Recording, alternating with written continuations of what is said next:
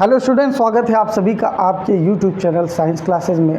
आज हम लोग 5 ऐसे टॉपिक पर बात करने वाले हैं जिससे आपकी जो पढ़ाई है वो बहुत ही इंटरेस्टिंग हो सकती है। और सर, ये कई सारे स्टूडेंट का जो प्रॉब्लम होता है ये होता है कि सर हम पढ़ना तो चाहते हैं लेकिन पढ़ाई हमको समझ नहीं आती या इंटरेस्टिंग नहीं होता है वो। ठीक है, तो सर इसके बारे में जो ये चीज़ें हमने 5 पॉइंट यहाँ पर लिखा हुआ है हम लोगों ने, तो इस पर सर क्या कहना चाहते हैं, स्टूडेंट को इससे क्या बेनिफिट मिलने वाला है? ये सर देखिए, अगर आप पेरेंट्स हैं और इस वीडियो को देख रहे हैं, अगर आप स्टूडेंट हैं, ये सभी के लिए वीडियो जो बेहतरीन होने वाला है। इस वीडियो में आप ये समझ पाएंगे कि पढ़ाई को इंटरेस्ट कैसे बनाया जाए। अगर आप खुद पढ़ रहे हैं तो आप खुद इस वीडियो को समझ सकते हैं। अगर आप गार्जियंस हैं, किसी बच्चे को आप चाहते हैं कि ये पढ़ाई में इंटरेस्टेड हो, तो आपको ये वीडियो जरूर देखना चाहिए। इस वीडियो से आपको बहुत ही बेनिफिट मिलने वाला है। बिल्कुल सर, तो बिना देर किए हुए हम लोग टॉपिक को शुरू करते हैं। सर यहाँ पर हम लोग 5 ही बिंदु पर बात कर रहे हैं। तो पहला जो पॉइंट है सर, बेसिक समझ। इसमें बच्चों को हम क्या समझा सकते हैं कि इन 5 पॉइंटों में से ये जो पहला पॉइंट है बेसिक समझ, तो बेसिक समझ का मतलब क्या है, कैसे इंटरेस्टिंग बनाएगा ये? देखिए सर, बेसिक समझ से तात्पर्य यहाँ पर ये है कि जैसे मान लीजिए कि छोटी छोटी चीज़ें जो होती है, अगर वो हमें अच्छे तरीके से समझ में आ गई तो हम क्या करेंगे, उसी के बेस पर बड़ी चीज़ों को समझ सकते हैं और उसमें मज़ा भी आएगा समझने में। लेकिन अगर हम बेसिक चीज़ों का ज्ञान नहीं है तो हम चीज़ों को समझ नहीं पाएंगे। जैसे गेस करिए ऐसे कि मुझे किसी कैलकुलेशन को करना है, किसी सवाल को सॉल्व करना है, उसके लिए सबसे पहले हमें जोड़ घटाना ये सब आना चाहिए। अगर ये नहीं आएगा तो फिर वहीं पर हम जो है पीछे हट जाते हैं, हमारे लिए बोरिंग होने लगेगा कि यार ये चीज़ हमको नहीं। और यही कारण है कि जो बेसिक समझ नहीं रखते हैं बच्चे, जैसे मान लीजिए एग्जाम्पल के तौर पर आप देखते हैं कि बच्चा जो है 2 दिन स्कूल नहीं गया, तीसरे दिन जब जाएगा ना तो उसको नींद आएगी क्लास में। उसका रीज़न है कि बेसिक चीज़ें जो पीछे की चीज़ें छूटी हुई उसको समझ नहीं आ रहा। इसको सर एक कहानी से समझे ऐसे, जैसे मान लीजिए बच्चे हो सकता है ना समझ पा रहे हो कि बेसिक समझ क्या है। देखिए, आप देखते होंगे कि घर में बॉयज़ भी रहते हैं, गर्ल्स भी रहते हैं। उसमें आप देखते होंगे कि बॉयज़ जो होता है क्रिकेट को ज़्यादा पसंद करते हैं। क्यों पसंद करते हैं उसका कारण भी आपको समझ में आएगा कि क्रिकेट वही देखेगा जिसको पूरा आइडिया है बेसिक चीज़ों का। मतलब कि उसको पता है कि वाइड बॉल क्या होती है, नो बॉल क्या होता है, बाउंसर क्या होता है, LBW क्या होता है, ये जो चीज़ें पता है उसको, तो वो बड़ा इंटरेस्ट से आप देखेंगे 3-3 घंटे का पूरा वीडियो वो देख जाता है क्रिकेट का। लेकिन अगर मान लीजिए अगर उसी घर में कोई महिला है तो उसका जो इंटरेस्ट है, उस महिला का जो इंटरेस्ट है वो किसी सीरियल में होगा। सर सीरियल में इसलिए है क्योंकि वो सीरियल के हर एक पॉइंट को समझ रही है। जैसे मान लीजिए वो सीढ़ी से उतर रही थी एक महिला और उसी पर जो है बंद हो गया, गिरी से वो ऐसा लगा गिर जाएगी, अब उसी पर बंद। अब उसके दिमाग में क्या है, पूरे इमेज को समझी हुई है। अब वो कल के लिए इंतज़ार करेगी। सर वो कल के लिए इंतज़ार करेगी कि क्या होने वाला है, इंटरेस्टिंग हो गया, मतलब कल क्या घटना होने वाली, इंटरेस्टिंग हो गया।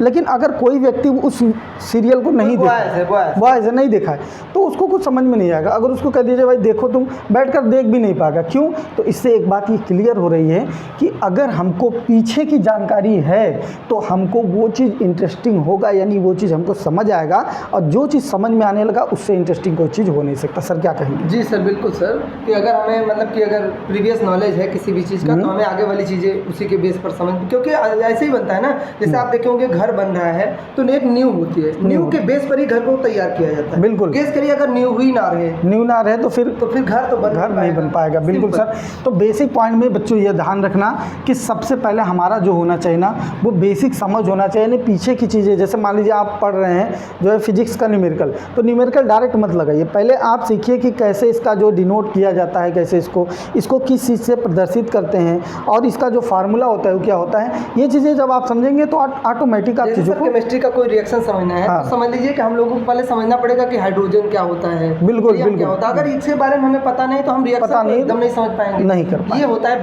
बेसिक। तो आई होप आप लोग बेसिक वाला जो पॉइंट है ये समझ पाएंगे। पहली चीज़ को फॉलो करिएगा कि बेसिक अपना अच्छा करिएगा, जो पीछे की चीज़। अब इसके लिए आप जो है टीचर का भी हेल्प ले सकते हैं, आप चाहे तो अपना अलग से भी इसको स्टडी कर सकते हैं, है ना। जैसे कोई भी टॉपिक चल रहा है तो उसकी प्रीवियस चीज़ें क्या है वो हमको जानना बहुत ही ज़रूरी है। ठीक है, एग्जाम्पल सर इसका कोई बता सकते हैं? जैसे मान लीजिए कोई मल्टीप्लिकेशन करना है तो बच्चों को इसमें क्या सीखना, कोई गुणा करना है तो गुणा से पहले अगर नहीं आ रहा है उसको तो क्या उसको जानना चाहिए? देखिए सर, अगर गुणा अगर उसको समझ नहीं आ रहा तो सबसे पहले उसको समझना पड़ेगा जोड़ को कि जोड़ते किस प्रकार से हैं। जैसे मान लीजिए कि 2 + 2 को जोड़ना है और 3 बार इसको जोड़ना है, तो अगर इसको 3 बार जोड़ना है तो हम ये 2 + 2 + 2 3 बार जोड़ने से इससे बेहतर क्या होगा कि हम 2 का 3 में मल्टीप्लाई कर दें। अब देखिए ये हुआ बेसिक, 2 में 3 का मल्टीप्लाई करेंगे तब भी आंसर यहाँ पर 6 आने वाला है, ये भी यहाँ पर करेंगे तब भी 6 आने वाला है। तो ये हो गया बेसिक और इसके बेस पर ये बना दिया गया गुणा। बिल्कुल, तो आप लोग समझ गए होंगे एग्जाम्पल कि सबसे पहले अगर उनको ये सीखना है, ये एग्जाम्पल ये मत सोचिए कि जोड़ घटाना गुणा भाग आपको बताया जा रहा है, ये एग्जाम्पल है कि कैसे हम जो है चीज़ों को समझें। अब दूसरा सर पॉइंट जो है यहाँ पर है डेली लाइफ से जुड़े, कोई भी अगर चीज़ हो उसको हम डेली लाइफ से जोड़े। इसका सर जो अर्थ है, इसका क्या अर्थ है सर? इधर आ जाइए और आप बताइए सर, इसका क्या मतलब है सर?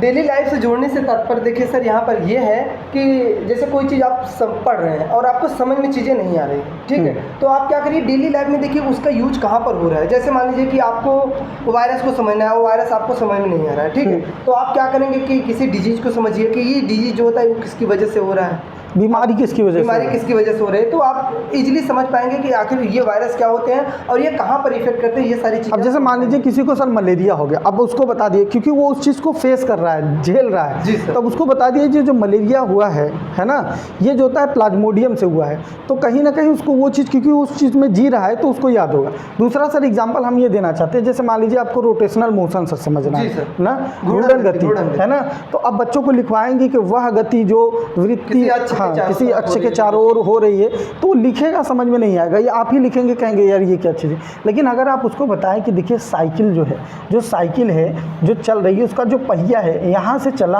और फिर यहीं पर आकर के क्या हुआ, रुक गया, यहीं पर क्या हुआ, आकर के रुक गया, तो आप आसानी से जो है उसको समझा सकते हैं कि ये जो गति है वो कौन सी गति है, रोटेशनल। अब वो डेली साइकिल चला रहा है, डेली साइकिल चला रहा है, तो ये जुड़ गया है डेली साइकिल इजीली, वो क्या करेगा चीज़ों को। तो देखिए दूसरा पॉइंट आप लोग ध्यान रखिएगा कि हमको किसी भी पढ़ाई को डेली लाइफ से जोड़ना है, कोई भी चीज़ हो सकता है, उसको तुरंत कनेक्ट कराइए। कनेक्टिंग पावर जो है आपकी अच्छी होनी चाहिए। अगर आप कनेक्ट करा पा रहे हैं तो माइंड में आपके हमेशा कनेक्टिंग पावर सर इंक्रीज होगी वो तीसरे वाले टॉपिक से। बिल्कुल सर, ये माइंड मैप वाला, तो ये जो पांचों चीज़ें एक दूसरे से रिलेट करते हैं, तो सर माइंड मैप यहाँ पर आपने लिखा हुआ है। माइंड मैप के अलावा सर इसमें एक चीज़ है विजुअलाइजेशन। जैसे आप किसी टॉपिक को पढ़ रहे हैं और आपको टॉपिक समझने में तनिक भी इंटरेस्ट नहीं पैदा हो रहा, समझ नहीं आ रही चीज़ें, तो आप क्या करिए, थोड़ा सा विजुअलाइज करिए, मतलब सोचिए कि ये टॉपिक आखिर हो कहाँ सकता है। बिल्कुल, जैसे मान लीजिए हमें समझना है सर्कुलर मोशन को, ठीक है, तो हमें ये समझना पड़ेगा आखिर सर्कुलर मोशन। अब तो सर्कुलर मोशन का डेफिनेशन नॉर्मली लिखवा दिया, इंटरेस्ट कोई नहीं है, लेकिन अगर गेस करिए सर्कुलर मोशन को कनेक्ट कर दिया जाए मौत का कुआं, जो मेले वगैरह में दिखाया जाता है, तो अब देखिए हमारा इंटरेस्ट उसके प्रति बढ़ जाएगा कि सर्कुलर मोशन मतलब गाड़ियाँ जो घूमती है उस पर एक फोर्स कार्य करता है, ये सारी चीज़ें क्या होंगी, ये हम विजुलाइज के थ्रू समझ पाएंगे कि ये आखिर हो कहाँ पर है। ठीक है, दैनिक जीवन से जोड़ने का ये सिंपल सा तरीका है विजुलाइज करना। विजुलाइज, क्योंकि माइंड मैप के बारे में सर ये चीज़ है ना, क्योंकि हमारा जो माइंड सर होता है वो विजुअल चीज़ों को एक्सेप्ट करता है। जैसे मान लीजिए आपने कोई वर्ड सुना है तो वर्ड आप नहीं समझ पाएंगे, लेकिन अगर आप आंख बंद करके एक बार आपने अगर कभी भी विराट कोहली को देखा हो और आप अपनी आंख बंद करके एक बार विराट कोहली का नाम लेंगे तो विराट कोहली वर्ड नहीं आएगा बल्कि उसका पूरा इमेज आ जाएगा। तो चीज़ों को अगर हमको समझना है तो विजुलाइज करें हम उसको, जी सर, है ना, इमेज बना करके समझें। जी सर, जैसे सर एक बड़ा कठिन वर्ड है एसासिनेशन जिसको बोलते हैं, और अगर हमें इसका स्पेलिंग याद करना हो तो शायद जल्दी नहीं याद हो पाएगा, लेकिन अगर इसको हम विजुलाइज करें तो हम इसको विजुलाइज करके कोई पिक्चर बना लेंगे पिक्चर के फॉर्म में। अब पिक्चर के फॉर्म में यहाँ पर देखेंगे एक ASS मतलब गधा होता है, ASS फिर से गधा, उसके ऊपर आई मतलब मैं, और उसके ऊपर पूरा नेशन मतलब कंट्री है। अब हमें ये चीज़ें याद रहेंगी कि गधे के ऊपर गधा और उसके ऊपर मैं और मेरे ऊपर पूरा देश। बिल्कुल सर, बहुत बढ़िया एग्जाम्पल दिए। देखिए ये वर्ड जो है अगर आपको याद करना होता तो टाइम लगता, लेकिन अब देखिए यहाँ पर एस 2 बार आ गया और आई से मतलब मैं और नेशन मतलब राष्ट्र हो गया ना। तो अगर यहाँ से ये चीज़ विजुलाइज करके आप याद करेंगे तो याद होगा। सर माइंड मैप पे भी छूट रहा है, माइंड मैप वाला ये पॉइंट जो है इस पर चर्चा। माइंड मैप सर देखिए क्या करता है ना कि कम टाइम में ज़्यादा चीज़ों को इंक्लूड करके हम लोगों को बता देता है। जैसे गेस करिए कि अगर सबसे पहले माइंड मैप बनाने का हमें क्या होना चाहिए, तरीका पता होना चाहिए, तो उसके लिए हम लोग एक वीडियो बना देंगे कि इसका माइंड मैप किस प्रकार से बनाया जाता है। माइंड मैप से क्या होता है सर कि जैसे कोई भी चीज़ें हमें ब्रांच वाइज याद हो जाती है। जैसे मान लीजिए एक टॉपिक के चारों तरफ रह करके हम पूरी चीज़ों को समझते हैं। जैसे केस करिए, ऐसे समझिए कि मंदिर के बारे में अगर हमें लिखना हो पूरा का पूरा कि वहाँ पर क्या क्या चीज़ें होती हैं तो हम शायद नहीं लिख पाएंगे, लेकिन अगर हमें माइंड मैप के थ्रू ये चीज़ें बताई जाए तो लिख पाएंगे। जैसे क्या होगा कि माइंड मैप अगर सेंटर हो गया मंदिर, अब मंदिर में क्या क्या चीज़ें होती हैं, घंटा होता है, उसको अलग अलग से इंडिकेट करके दिखाया जाए तो वो चीज़ें अच्छी। तो इस तरह से हम लोग क्या, और ये चीज़ देखिए आप अप्लाई कर सकते हैं। आप समझिए इसको, जैसे मान लीजिए आप मार्केट में चले गए, मार्केट में आप जब गए गए हैं तो रोड आपको क्रॉस करना है, वहाँ से गाड़ी मोटर चल रही है, यानी उसमें बस भी जा रहा है, ट्रक भी जा रहा है, ऑटो भी जा रहा है, साइकिल भी जा रहा है। तो अगर आप इसको थ्योरी की तरह समझेंगे, जैसे मान लीजिए सर ने लिखवाया है कि सब सड़क से जो होता है ट्रक ना आए तो आप जो है पार कर सकते हैं। अब मान लीजिए ट्रक नहीं आ रहा है, आपने लिखा हुआ है, पूरी थ्योरी है, अब वहाँ पर चीज़ें डायरेक्ट हो रही, डायरेक्ट समझना है, तो जो चीज़ें डायरेक्ट, अब मान लीजिए आपने क्रॉस करने का प्रयास किया, साइकिल वाला आकर के धक्का मार दिया तो दिक्कत हो सकती है। तो माइंड मैप का मतलब है कि जो चीज़ें डायरेक्टली हैं और अपने अगल बगल की चीज़ें, सारी चीज़ें जो आपको एक ही बार में दिखाई दे, वो होता है सर माइंड मैप, है ना।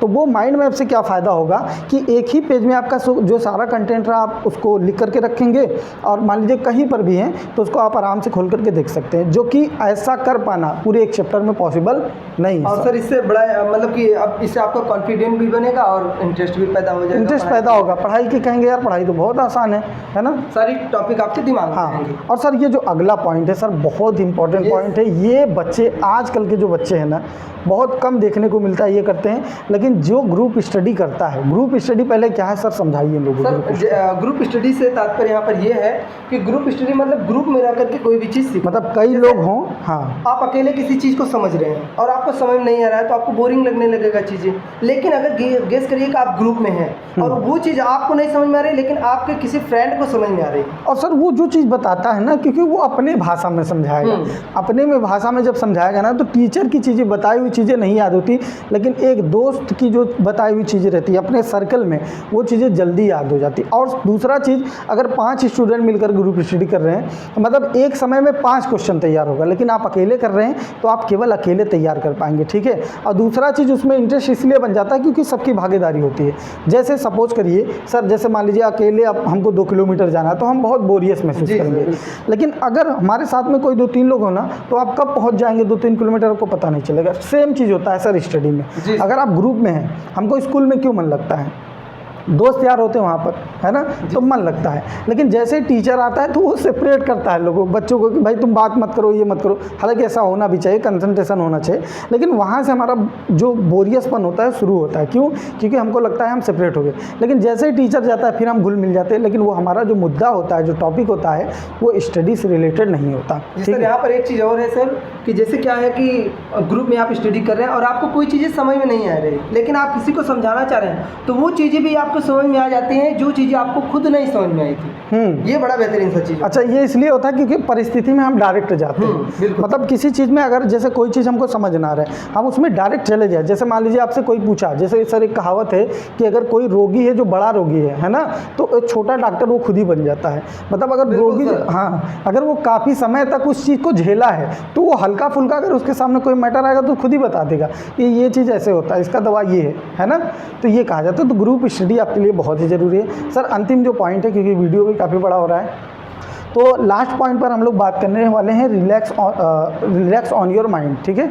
तो रिलैक्स ऑन योर माइंड का जो तात्पर्य है वो सर क्यों आवश्यक है, इससे पढ़ाई कैसे इंटरेस्टिंग होगी? जी सर, देखिए रिलैक्स आवर माइंड वाला जो टॉपिक है, इससे मतलब कि ये इसका कॉन्सेप्ट ये है कि मतलब कि साइंटिफिकली भी ये बात प्रूव हो चुकी है कि हर 45 मिनट के बाद हम लोगों के ब्रेन में मतलब कुछ ऐसे केमिकल रिलीज होते हैं जिसकी वजह से हम लोगों को पढ़ाई पर फोकस नहीं हो पाता। और तो उस टाइम पे हमें क्या करना चाहिए कि हमें बॉडी को, माइंड को थोड़ा सा रिलैक्स करना चाहिए। जैसे 45 मिनट आपने पढ़ाई किया तो 10 मिनट आप रिलैक्स कर ले रहे हैं। अब रिलैक्स के दौरान ये नहीं कि मोबाइल तुरंत उठा लिए, हाँ, ये चीज़ है, माइंड डाइवर्ट नहीं होना चाहिए सर आपका। हाँ, उसी से रिलेटेड कुछ काम कर सकते हैं। जैसे मान लीजिए कि कोई चीज़ पढ़ते पढ़ते उग गए हैं आप, तो कोई चीज़ लिख सकते हैं, कोई इमेज बना सकते हैं, उसी से रिलेटेड, उससे हट करके कुछ अपने माइंड को मतलब वहाँ से हटाना। सर एक कहानी हमको याद आ रही, किताब में मैंने इसको पढ़ा हुआ था कि राम और टॉम 2 लड़के थे, है ना, और दोनों लड़के जो है एक जगह जा कर के कंपनी में जॉब शुरू किए।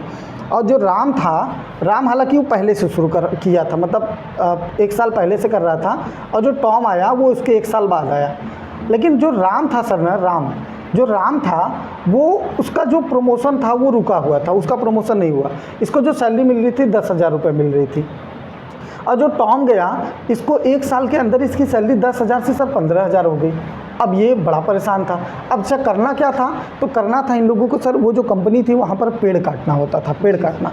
तो लगातार ये दोनों पेड़ काटते थे, और जबकि सर ये जो राम था ये लगभग 12 घंटे सर काम करता था। मेहनत ज़्यादा। हाँ, मेहनत बहुत करता था। और जो टॉम था वो 8 ही घंटे काम करता था, और उसकी सैलरी 15,000। तो भाई राम को गुस्सा आएगा कि हम 1 साल ज़्यादा से काम कर रहे हैं और ज़्यादा टाइम मेहनत भी कर रहे हैं, है ना। तो गया कंपनी के जो होता है मालिक के पास, और उसने पूछा कि सर जो टॉम है वो 1 साल पहले हमसे आया, और ये जो उसका काम है वो भी 8 घंटा कर रहा है, लेकिन इसकी सैलरी को बढ़ा करके सर आपने जो है 10,000 से सीधा 15,000 कर दिया, और हमारी सैलरी को सर 10 ही हज़ार, ऐसा क्यों। तो उसने जो वहाँ का जो ऑनर था, कंपनी का जो CEO था, मालिक था, उसने कहा कि ये बात तुम जा कर के टॉम से पूछो। तो गया टॉम के पास, टॉम पेड़ के नीचे सोया हुआ था अपना, है ना। तो उसने सवाल किया राम ने टॉम से कि टॉम जो है तुम हमको ये बताओ कि तुम यार हमसे कम भी काम करते हो, सैलरी भी तुम्हारी हमसे ज़्यादा हो गई, और दूसरा चीज़ तुम हमसे देर में भी आए हो, तो ऐसा कैसे पॉसिबल हो पाया। तो उसने एक बड़ा अच्छा ये जवाब दिया, ये शायद आपको आपकी जो पढ़ाई है उसमें जो है इम्प्रूवमेंट ला दे। उसने जवाब दिया कि जब मैं आधे घंटे या 1 घंटे काम करता हूँ सर, आधे घंटे या 1 घंटे मैं पेड़ की कटाई करता हूँ, तो मैं 5 मिनट के रुकता हूँ और अपनी कुल्हाड़ी को तेज करता हूँ। इसलिए तुम 12 घंटा काम करते हो, लेकिन तुम जितना काम करते हो, है ना, तुम 10 ही पेड़ काट पाते हो, लेकिन मैं 8 घंटे ही काम करके लगभग 20 पेड़ काट लेता हूँ, तुम्हारे डबल। तो ऐसा क्यों हो पा रहा है, क्योंकि वो अपने आप को स्पेस दे रहा है, रिलैक्स दे रहा है, और अपनी जिस चीज़ के लिए वो कार्य कर रहा है। तो कुल्हाड़ी समझिए आपका माइंड है, जब तक इसको आप सॉल्व करने के लिए टाइम सर नहीं देंगे, तब तक वो प्रोग्रेस नहीं करने वाला है सर। तो पढ़ाई के मतलब आप कहना चाह रहे हैं कि पढ़ाई के दौरान जो होता है कुछ टाइम हमें माइंड को रिलैक्स करने के लिए देना चाहिए, जिससे हमारा माइंड फिर से नई एक ऊर्जा के साथ कार्य करे। अगर हम मान लीजिए उसी पे कंटिन्यू कार्य करते रहे तो हमें ऊर्जा नहीं मिल पाएगी, और हम चीज़ों को फिर सिंपल सी बात है, जब बॉडी थकेगी तो माइंड भी थकेगा, और माइंड थकेगी कोई भी चीज़ में बोरियस लगे, तो वहाँ पर हमें इंटरेस्ट। तो ये देखिए 5 पॉइंट जो हम लोगों ने बात किया, बहुत ही मतलब ऐसे पॉइंट्स हैं, अगर इसको अच्छे से समझ लिया जाए ना, तो पढ़ाई क्या दुनिया की किसी भी चीज़ को इंटरेस्टिंग बनाया जा सकता है, अगर इन बिंदुओं पर आपने काम कर लिया। ठीक है, तो आई होप हम लोग आपके लिए कुछ बेहतर कर पा रहे हैं। अगर आपको सच में ये लग रहा है कि अच्छा कंटेंट आपको दिया जा रहा है, और आपके मतलब कि आप में तनिक भी इम्प्रूवमेंट आए, हाँ, या तो आ रहा हो, तो आप वीडियो को शेयर करिएगा अपने दोस्तों के साथ, और चैनल को सब्सक्राइब करिएगा, वीडियो को लाइक करिएगा। हाँ, और फिर उसके बाद अगर आपको लगता है कि कुछ आपके टॉपिक्स हैं जो आपको बताने चाहिए, जिस पर हम लोग वीडियो बना पाएँ, तो बिल्कुल आप उसको शेयर करिएगा। हम लोग पूरा प्रयास करेंगे 5 बिंदुओं में अच्छा, हाँ, अच्छा एनालिसिस करके, मतलब उसका परफेक्ट स्टडी करके, अच्छा एनालिसिस करके आपको वो चीज़ें बताई जाए। ठीक है, मिलते हैं नेक्स्ट वीडियो में, तब तक के लिए गुड बाय।